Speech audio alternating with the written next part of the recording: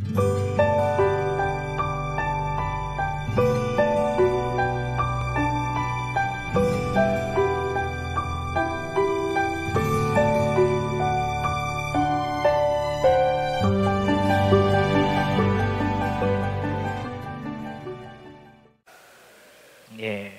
금요기도에 나오신 성도님들 주님의 이름으로 환영합니다.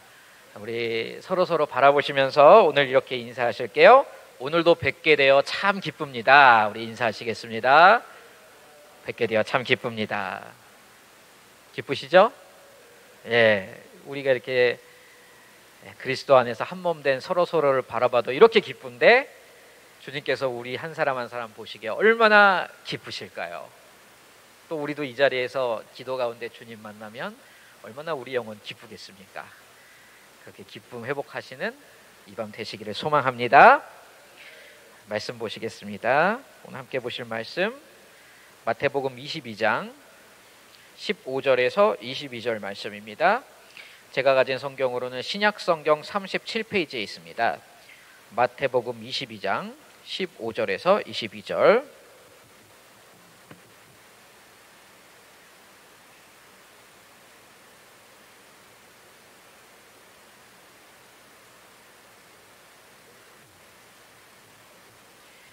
예, 22장 15절에서 22절 저 한 절씩 교독하시겠습니다. 15절입니다. 이에 바리새인들이 가서 어떻게 하면 예수를 말의 올무에 걸리게 할까 상의하고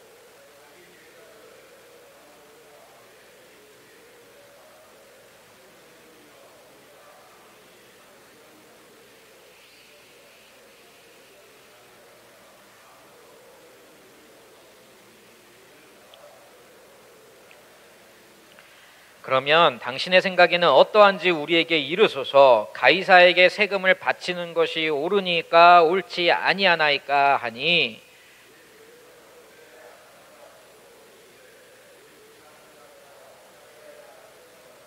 세금 낼 돈을 내게 보이라 하시니 데나리온 하나를 가져왔거늘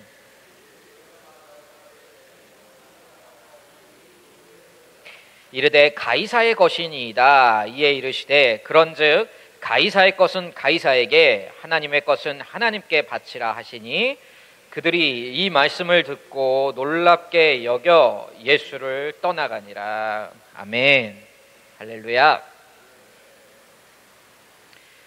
오늘 말씀 마태복음이죠. 복음서입니다. 복음서를 읽다 보면은 문득 이런 생각을 하게 됩니다. 야, 예수님이 만약에 드라마라든지 영화를 쓰시는 작가셨으면은 참 기가 막힌 명대사를 많이 만들어내셨을 것 같다, 이런 생각을 이렇게 하게 돼요. 어쩌면 이렇게 장면마다 우리의 영혼을 울리고 또 우리의 삶을 뒤흔들며 우리 안에 있는 그 영혼의 골수를 쪼개기까지 하는 촌철살인의 말씀을 이렇게 하실 수가 있을까 하는 생각이 듭니다. 여러분들도 그렇게 생각하시지요? 오늘 우리가 읽은 본문에도 예수님께서는 역사에 길이 남을 만한, 요새 말로 하면 이런 말을 해요. 역대급이다 이렇게 말할 수밖에 없는 그런 명대사를 남기셨어요. 뭘까요? 가이사의 것은 가이사에게, 하나님의 것은 하나님에게. 영화에서도 어떤 대사가 길이 남을 명대사가 되기 위해서는 단순하게 그 문장 자체가 아름답다든지 웅장하다든지 하는 조건만으로는 명대사가 되기가 힘듭니다. 그 대사가 나오기까지의 상황, 뒷배경, 그리고 그 말 안에, 문장 안에 진하게 농축이 되어 있는 깊은 의미가 무엇인지 그것이 알게 되고 공감되었을 때 영화 속에서 배우가 한 그 대사는 명대사로 길이 사랑받을 수밖에 없는 것이죠. 마찬가지로 오늘 우리가 명대사로 꼽은 이 말씀, 가이사의 것은 가이사에게, 하나님의 것은 하나님에게, 이 말씀이 나오기까지의 상황, 배경, 그리고 이 말씀 안에 진하게 농축이 되어 있는 그 깊은 의미가 과연 무엇일까? 그리고 그 메시지는 오늘날 지금 여기를 살아가고 있는 저와 여러분에게 어떤 삶의 진리가 되어줄 수가 있겠습니까? 오늘 말씀을 통하여 우리가 살펴보고자 하는 바가 바로 이것입니다. 이 시간 부디 성령님께서 저와 여러분의 마음을 좋은 밭으로 준비시켜 주시고 말씀 가운데 은혜와 지혜와 능력을 더하여 주시어서 우리 삶에 꼭 필요한 말씀, 살아서 역사하게 되는 강한 운동력의 말씀이 선포되어지는 그런 시간이 되어지기를 주님의 이름으로 소망합니다. 자, 우선 미리 언급드리고 싶은 것이 있어요. 가이사의 것은 가이사에게, 하나님의 것은 하나님에게 라는 이 말씀은 단순하게 국가의 세금을 잘 내고 교회에는 헌금을 잘 냅시다 정도의 말씀이 아니란 것입니다. 단순히 들으면 우리가 그렇게 생각할 수가 있어요. 근데 그 정도의 말씀은 아니다. 세금과 헌금은 이 말씀의 부차적인 주제에 속할 수는 있습니다. 그러나 이 말씀이 전하고자 하는 그 핵심이 아니란 것이에요. 그 이유가 무엇인가를 또 우리가 하나하나 살펴보도록 하겠습니다. 일단 어떤 상황에서 예수님이 이 말씀을 하게 되셨는가를 먼저 우리가 좀 볼 필요가 있겠지요.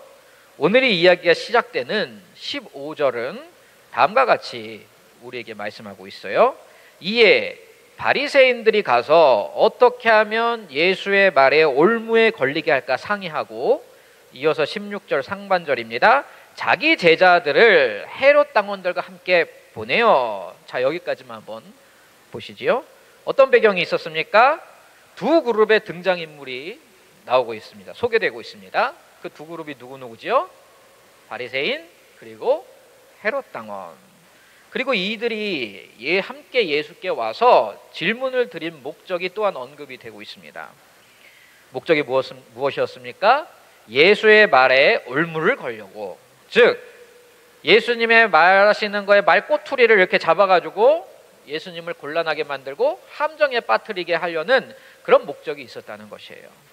원래 여기에서 소개되고 있는 두 무리, 바리새인과 헤롯 당원은 사실 이 정치적 이데올로기가 정반대인 두 무리입니다. 완전히 양극단으로 가 있는 무리들이에요.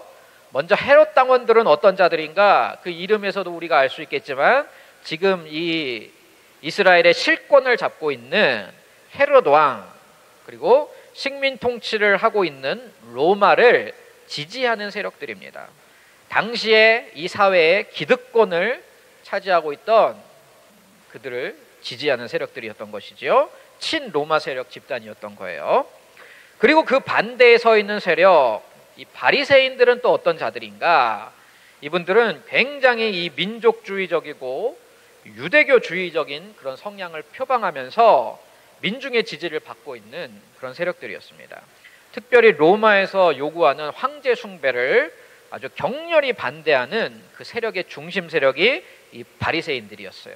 왜 격렬히 반대했을까요? 10계명, 1계명 때문에 그래요.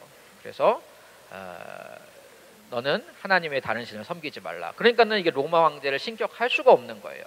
일단 처음 시작은 그렇게 해서 격렬히 반대를 했었어요. 그래서 종교에 있어서는 이 바리새인들은 원리주의적, 율법주의적인 입장에 서 있지만은 정치에 있어서만큼은 어떤 입장이냐? 혁명적인 입장에 선 무리들과 뜻을 같이 하고 있었던 것이 바로 이 바리새인들이었습니다. 그러니 이 친로마 세력에 있었던 이 헤롯 당원들과는 사이가 어떻겠습니까? 원래는 굉장히 안 좋았던 거예요. 원수지간이었던 거예요. 비유하자면은 우리도 이제 일제 시대에 일본 앞잡이, 일본을 지지하고 일본의 식민 통치를 환영하고 있는 그런 조선인들이 있었지만은 그 반대 세력도 있었죠. 독립군이 대표적인데 그렇게 반대에 서 있던 세력들로 소개하는 것과 같은 셈입니다. 근데 지금 이 두 무리가 어떤 한 인물을 함정에 빠뜨리는 그 일에 있어서만큼은 한마음 한뜻으로 연합을 하고 있다는 말이에요. 그 인물이 누구란 겁니까? 바로 예수 그리스도. 어떻게 이렇게 서로 양극단의 이데올로기를 가진 이들이 예수를 넘어뜨리는 데 있어서는 하나가 되고 있는 것인가? 왜 그럴까요? 두 그룹이 다 자신들의 기득권이 지금 예수 때문에 위협을 받고 있다 이렇게 느껴졌기 때문입니다. 그러니까 바리새인이든 헤롯 당원이든 또 뒤에서 이제 소개가 되는데 23절부터 소개되고 있는데 성전의 기득권 세력이었던 사두개인이든 또 급진적인 혁명 세력이었던 열심당이든 다 관심이 어디가 있는 것이었습니까? 의와 화평, 진리와 하나님 나라가 아니라 자신들의 정치적, 경제적 기득권, 민중의 지지와 세력 싸움에 가 있었던 것이 당대의 백성을 이끌던 자들의 모습이었습니다. 그러니 예수님이 이들에게 동조를 하실까요? 안 하실까요? 동조를 안 하시지요. 그들의 속을 아시는데. 그런데 예수님께서 공생애를 시작하셔서 1년, 2년, 3년 지나고 나니까는 어떻게 되는 겁니까? 수많은 백성과 무리들이 이 예수란 청년을 따르더란 말이에요. 그 수가 무시할 수가 없는 수준이었어요. 병도 고친다 하고 죽은 자도 살린다 하고 자기가 하나님의 아들이라 했다 하기도 하고 어디에 속하지도 않으면서 막 기존의 이 사회의 밸런스를 맞추고 있던 이 사회의 기득권 구조, 이 유대 사회가 가졌던 헤게모니를 막 뒤흔들고 있다 이 말이에요. 그러니 바리새인이건 뭐 사두개인이건 헤롯 당인이건 얼마나 이 예수란 인물이 위협이 되었겠습니까? 그렇겠지요? 그러니까 이제 야 이거 안 되겠다. 우리가 저 예수란 사기꾼을 몰아낼 때까지 일단 우리끼리 전쟁을 중단, 전쟁 중지. 일단 각계 전투가 안 통하니까는 공동 전선을 펴자. 뭐 좋은 방법이 없을까? 하다가 머리에 번쩍 떠오른 아이디어가 뭐였어요? 바로 세금 문제입니다. 야, 그 질문 좋다. 우리도 답을 차마 못 내리는 그 질문을 가서 예수란 사기꾼에게 한번 우리가 던져보자 하고 오늘 와서 예수님을 시험하고 있는 것입니다. 무엇으로요? 세금 문제로요. 이 유대인에게 있어서 로마에 내는 세금의 문제는요, 단순히 우리의 옛날 일제시대에 조선 백성이 일본에 세금을 내냐 마냐 보다 훨씬 더 복잡한 문제였습니다. 왜 그럴까요? 여긴 종교적 문제, 이 신앙의 문제가 걸려 들어가 있었기 때문이에요. 로마에서는 정복한 식민지를 통치할 때 총독을 파견합니다. 그러면 그 총독이 하는 일 중에 제일 중요한 일이 무엇인가요? 바로 세금을 걷는 일이에요. 그래서 이 세금만 잘 걷어서 로마로 잘 보내기만 하면은 이 총독은 한 일은 거의 다 끝난 거예요. 그리고 소란만, 그 지역에서 소란만 좀 안 일어나게 하면은 되는 겁니다. 이게 로마의 통치의 어떤 큰 그림이죠. 근데 여기서 말하는 로마의 세금이란 인두세를 말합니다. 약 14세에서 65세의 모든 식민지 주민은 그 머릿수에 맞춰서 합당한 세금을 내야만 했었어요. 여러분, 우리 성경에도 보면은 예수님의 부모님인 마리아하고 요셉이 왜 베들레헴으로 갑자기 가게 됐었지요? 하나님의 섭리 때문에 그랬지만은 표면적으로는 인구조사 때문에. 왜 갑자기 로마 황제가 식민지에 있는 그 사람들한테 인구조사를 하라고 명을 내렸을까요? 바로 이 인두세 때문이에요. 정확하게 인구조사가 되면은 그 다음에는 이 인구수에 맞춰서 세금을 걷어들이는 것입니다. 그런데 이 로마가 세금을 걷어들일 때 어떤 화폐를 쓰느냐, 요새 말로 하면 그 기축통화가 뭐냐 하면은 로마 화폐밖에 쓰지를 않아요. 오늘 말씀에 나오고 있는 데나리온이 바로 그 로마 화폐, 로마 동전입니다. 이 로마 동전의 앞면에는 당대 황제인 티베리우스의 초상화가 그려져 있습니다. 그리고 동전의 가장자리에는 글이 써져 있는데요, 다음과 같은 글이 써져 있었다고 합니다. 가이사 티베리우스, 신성한 아우구스투스의 존엄한 아들, 신의 아들이라는 뜻이에요. 오늘 말씀 20절에서 예수님이 갖고 와라 해가지고 보여주시는 이 동전이 바로 이 동전입니다. 여기서 이 형상과 글이라고 말씀하시는 것이 바로 이 동전에 그려져 있던 티베리우스 황제의 초상과 이 황제를 신격화하고 있는 글을 가리키시는 것이었어요. 그러니까 이 동전은 생긴 거라든지 안의 내용이라든지 이게 다 유대인 입장에서는 어떻게 여겨지는 거겠어요? 이 동전은 그냥 존재 자체가 유대인의 유일신 신앙에 정면으로 도전하는 우상과 같은 거예요. 만지기도 싫은 거예요. 보기도 싫고. 그러니까 유대인은 이 화폐를 쓰는 것을 매우 꺼려했습니다. 세금을 내야 되기 때문에 이 화폐가 이게 있긴 하지만은 평소에는 잘 웬만해서는 안 썼어요. 대신 뭐 전통적인 화폐가 있었습니다. 세겔이라든지 문화라든지 달란트 이런 것들이 있었고, 성경에 다 들어보셨죠? 또 헬라의 화폐가 있었어요. 렙돈, 드라크마, 이런 화폐들을 유대인들이 주로 썼습니다. 이런 상황이니까는 유대인에게 우상 숭배하고 동급으로 여겨지고 있는 이 데나리온 화폐를 가지고 와서 자기가 신이라고 이렇게 주장을 하고 있는 그 황제에게다가 세금을 바쳐라 라고 말하는 것은 어떻게 생각이 되겠습니까? 유대인 입장에서 단순하게 이건 자존심과 정치적인 문제를 넘어서 종교적인 문제, 율법 신앙과 관련된 문제로 아주 복잡하게 얽혀버리는 그런 이슈가 돼버리는 겁니다. 그러니까 그 누구도 뭐 아주 탁월한 무슨 율법학자, 성경학자라 하더라도 함부로 로마의 세금 내라 마라 답을 하기가 쉽지가 않은 거예요. 답하는 순간 어떻게 되는 겁니까? 뭔 답을 해도 어쨌든 적은 생기는 겁니다. 만약에 오늘 질문에 예수님께서 로마의 세금 내라 이렇게 대답했다가는 어떻게 되는 겁니까? 저런 매국노를 받나, 저런 우상 숭배자를 받나, 황제가 신이란 것을 인정한 거지. 민족주의자들, 유대주의자들, 바리새인들한테 여지없이 공격을 받게 되는 입장인 것입니다. 그러면 예수님을 따르던 무리들도 어떻게 하겠습니까? 우리 예수님 그렇게 안 받는데 말이지, 이게 친로마파였구나, 율법을 무시하고 있네, 이러면서 따르던 자들이 떨어져 나가게 돼버리는 것이죠. 그런 걸 노린 겁니다. 그럼 반대로 로마에 세금 내지 마라, 그 우상 숭배야, 이러면 또 어떤 문제가 일어나겠습니까? 바로 같이 왔던 헤롯 당원들한테 코가 깨이는 거예요. 이것 봐라, 분명 지금 황제의 명령에 불복하라고 백성을 선동했지 하면서 정치범 취급을 받게 되는 진퇴양난의 상황이 바로 지금 예수님께서 맞닥뜨리신 상황인 것입니다. 어떤 대답을 해도 예수님은 곤란에 빠질 수밖에 없도록 이렇게 치밀하게 계산된 함정이 바로 이 질문이었던 것이에요.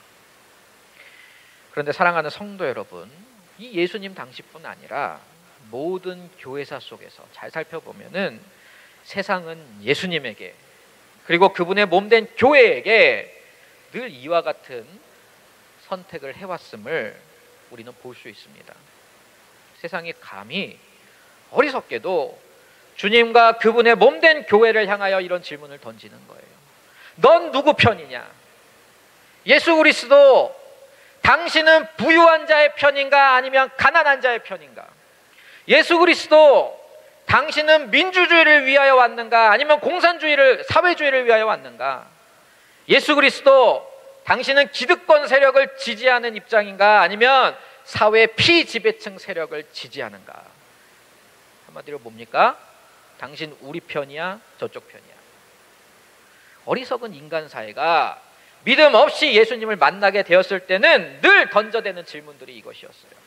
이 신의 아들을 어떻게 우리 이데올로기에 집어넣어서 활용해 볼까? 안타까운 것은 믿음이 있다 하는 이 시대의 신자와 교회들 안에서도 여전히 이와 같은 질문을 하는 이들이 적지가 않다는 것입니다. 그럴 경우 예수님 뭐가 되는 거예요? 예수님은 내 구세주가 아니에요. 예수는 내 왕이 아니에요. 주인도 아니고 오직 내 사상과 욕망의 허기짐을 채워주고 내가 지지하는 이데올로기를 합리화하기에 아주 좋은 선전용, 사회학에서 말하고 있는 프로파간다의 도구로 전락해 버릴 뿐이라는 것을 우리는 알고 있어야 할 것입니다. 성도 여러분, 이러한 일들은 교회사 속에서 늘 있어 왔다 말씀드렸습니다.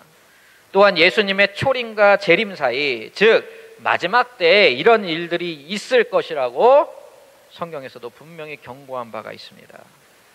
식민 통치에 대해 진보적인 입장에 있었던 바리새인들이건 보수적인 입장에 있었던 헤롯 당이건 이러한 이들이 공조하여서 던져대는 이 우매한 질문, 더 나아가 악랄하다 볼 수 있는 이 질문들에 대하여서 오늘 말씀 18절에도 예수님이 말씀하시잖아요. 예수께서 그들의 악함을 아시고 이르시되 외식하는 자들아 어찌하여 나를 시험하느냐? 이 대답할 가치조차 없는 질문에 대한 우리 주님의 대답이 바로 이것입니다. 가이사의 것은 가이사에게, 하나님의 것은 하나님에게. 예수님의 이 대답은 세 가지의 효과를 동시에 가져오는 대답이었습니다. 첫 번째, 예수님은 이 대답으로 저들이 파놓은 함정을 빠져나가셨습니다. 두 번째, 예수님은 이 대답을 통해 역으로 질문을 하고 있는 저들이 가진 문제의 실체를 드러내셨습니다. 세 번째, 예수님은 이 대답을 통하여 우리가 추구해야 할 진정한 삶의 길을 가르치셨습니다. 한 번 더 제가 반복해 볼게요. 첫 번째, 예수님은 이 대답으로 저들이 파놓은 함정을 빠져나가셨습니다. 두 번째, 예수님은 이 대답을 통해 역으로 질문한 저들이 가진 문제가 무엇인지 그 실체를 드러내셨어요. 세 번째, 예수님은 이 대답을 통하여 우리가 추구해야 할, 우리가 던져야 할 진정한 질문, 진정한 삶의 길이 무엇인지를 알려주셨습니다. 말 그대로 인간계가 아니라 신계에 속한 예수님만이 하실 수 있는 신적인 대답이 바로 오늘의 이런 대답인 거예요. 우선 예수님은 질문에 대한 대답을 바로 주시지 않습니다. 대신 그들이 질문한 이슈의 핵심, 바로 세금에 쓰이는 동전을 가져와라 말씀하시지요. 그래서 동전 가져오니까 묻습니다. 역질문을 하신 거지요. 이 데나리온 동전에 있는 형상과 글이 누구의 것이냐. 이 예수님의 역질문을 미처 예상하지 못했던 바리새인과 헤롯 당원들은 다음과 같이 대답해 버렸습니다. 가이사의 것입니다. 케사르, 시저, 황제의 것입니다. 같은 말이죠. 다 가이사의 것입니다. 예수님께 뽑아내려고 했던 그 대답을 지금 누가 하게 되었습니까? 예수님을 시험하던 바리새인과 헤롯 당원, 그들이 스스로 대답을 해버린 거예요. 예수님을 함정에 빠뜨리려다가 오히려 이제 자신들이 함정에 걸려든 셈입니다. 이제 칼자루는 누가 쥔 겁니까? 예수님이 쥐고 계신 거예요. 그러자 예수님은 아주 날카롭고도 정확하게 그 말씀에 칼을 휘두르십니다. 이 말씀은 마치 그들의 외식, 왜곡된 신앙, 불순한 동기들을 한 방에 원샷에 베어버리는 일도 양단의 명공과 같은 것이었습니다. 그래? 가이사의 것이야? 그렇게 생각해? 그 돈이 황제의 것이라고 너가 생각하는구나. 그게 황제의 것이라고 네가 네 입으로 대답하고 있는데 뭘 굳이 나에게까지 묻고 그러냐? 네가 말한 대로 그게 황제의 것이면 너는 그것을 황제에게 드려라. 그러나 더 중요한 한 가지, 네가 황제의 것을 그렇게 끔찍하게 관심 갖고 구별해서 챙기는 만큼 너에게 있어서 황제와 비교할 수 없는 존귀하고 어미하시며 영원히 살아서 역사 통치하시는 그 하나님의 것, 그분의 것은 분명하게 그분께 드려야 할 것이다. 예수님의 입에서 하나님의 것이란 단어가 나왔을 때 구약의 정통한 바리새인은 물론이고 웬만큼 회당에서 성경 좀 들어본 유대인들은 다 하나님의 것이 무엇인지 아주 잘 알고 있었습니다. 사랑하는 성도 여러분, 하나님의 것이 무엇이지요? 헌금? 겨우 헌금 몇 푼만이 하나님의 몫일까요? 하나님이 우리에게 빌붙어서 헌금 받아먹고 사시는 분 아니잖아요. 시편 89편 1절, 하늘이 주의 것이요 땅도 주의 것이라 세계와 그 중에 충만한 것을 주께서 건설하셨나이다. 시편 74편 16절, 낮도 주의 것이요 밤도 주의 것이라 주께서 빛과 해를 마련하셨으며, 시편 24편 1절, 땅과 거기에 충만한 것과 세계와 그 가운데 사는 자들은 다 여호와의 것이로다. 할렐루야. 하나님은 우리에게 빌붙어 사는 거지나 종이 아니라 우리의 창조주시요 왕이시요 주인이십니다. 하나님이 우리 것이 아니라 우리가 다 몽땅 하나님의 것입니다. 믿으십니까? 그러므로 지금 예수님께서 가이사의 것은 가이사에게, 하나님의 것은 하나님이라고 하신 이 말씀의 강력한 메시지가 무엇일까요? 헌금? 헌금 정도가 아니라 10분의 1, 10분의 1 정도가 아니라 네 존재, 네 인생, 네 소유 전부를 백지장으로 내놔라, 이 말씀이에요. 성도 여러분, 10분의 1을 하나님께 드리면 10분의 9는, 나머지 10분의 9는 누구 건가요? 내 건가요? 맘 편하게 내가 주인 되어서 써도 되는 그런 돈입니까? 일주일에 주일 성수 그 하루 지켜서 내어드리면 나머지 월화수목 금토의 주인은 납니까? 내 맘대로 그 시간 써도 되는 걸까요? 우리의 시간, 물질, 내 가정, 내 자녀, 내 호흡, 내 생명 다 누구 겁니까? 하나님 거예요. 신앙은 여기서 출발을 해야 됩니다. 근데 하나님이 우리에게 자유의지를 주시고 그 좋으신 하나님이 우리에게 너가 마음껏 내가 준 이 은혜와 생명과 삶을 누리고 살아라, 아비된 나는 그게 참 좋다 하고 누릴 자유, 은혜를 주신 거예요. 내 인생의 청지기로 나를 불러주신 거라, 이 말입니다. 청지기는 때가 되면 반드시 결선을 받습니다. 회사 CEO는 회계 연도가 차면, 회계 연도가 되면, 끝나면 오너와 이사회 앞에 가서 평가를 받아요. 반드시 우리 인생들은 이것을 기억해야 할 것입니다. 하나님의 것을 하나님께 드려라, 이 말씀을 우리 주님 왜 하셨겠습니까? 이 어리석은 나의 백성아, 너는 어떻게 네 인생을 이 땅의 기득권 싸움, 먹고 사는 문제, 정치적 이데올로기에 다 헛되이 소비시켜 버리고만 있느냐? 황제에게 세금 내는 문제는 그렇게 열을 올리고 백성들을 동요하고 나에게까지 와서 시비를 걸 만큼 중요하면서 내가 직접 만든 너, 내가 핏값 주고 산 바로 네 인생의 그 순간순간 하루하루는 왜 하나님께 드리지를 않니? 내가 가진 이데올로기는 그렇게 밝혀내고 싶고 내가 어느 편인지는 심각한 거룩의 문제라고 말하면서 어찌 너는 더 중요한 문제, 내가 너와 너의 인생의 단 하나뿐인 주인이란 것에는 관심이 없느냐?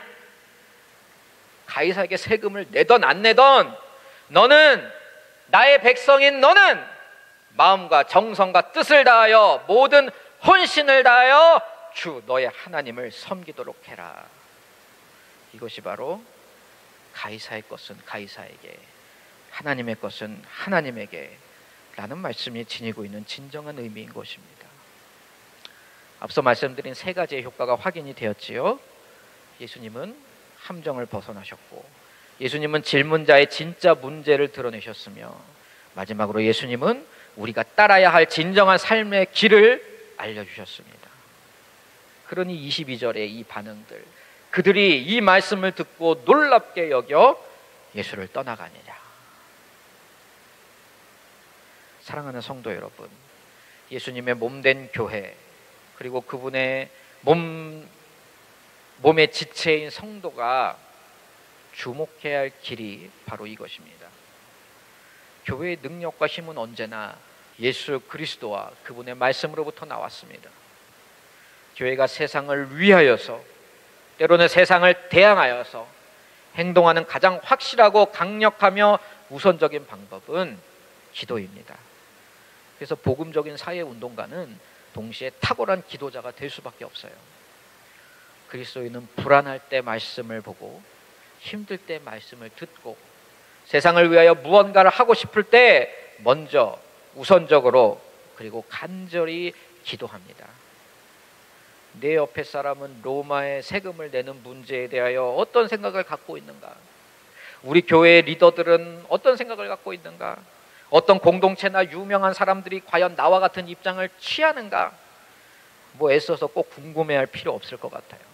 가이사의 것은 가이사에게 주면 되는 거예요. 나와 다르다고 안 사랑할 것 아니잖아요. 대신 우리가 초점을 맞춰야 될 게 무엇입니까? 하나님의 것을 하나님에게. 우리 교회들만이 할 수 있는 그것, 우리 그리스도인들만이 할 수 있는 그것, 예수의 피로 말미암아 거듭났노라 고백하는 이들만이 할 수 있는 바로 그것, 하나님의 것을 하나님께 드리는 일, 우리는 그것을 해야 할 것입니다. 이것이야말로 어떤 시대와 문화나 사회와 정치 속에서도 변함없이 교회가 걸어야 할 길인 줄로 믿습니다. 말씀을 정리합니다. 오늘 말씀은 정치 얘기가 아니었지요. 사회운동 얘기도 아니었고 세금 얘기도 아니었고 헌금 얘기도 아니었습니다. 다 스쳐갔지만 그게 핵심은 아니었어요. 오늘 말씀은 하나님의 주권에 대한 말씀이었습니다. 하나님의 것을 하나님에게, 우리의 모든 것이 하나님의 것이로되 인생 가운데 하나님의 것을 마땅히 아낌없이 주께 올려드리시는 저와 여러분 되시기를 주님의 이름으로 축원합니다. 이 시간 함께 기도하시겠습니다.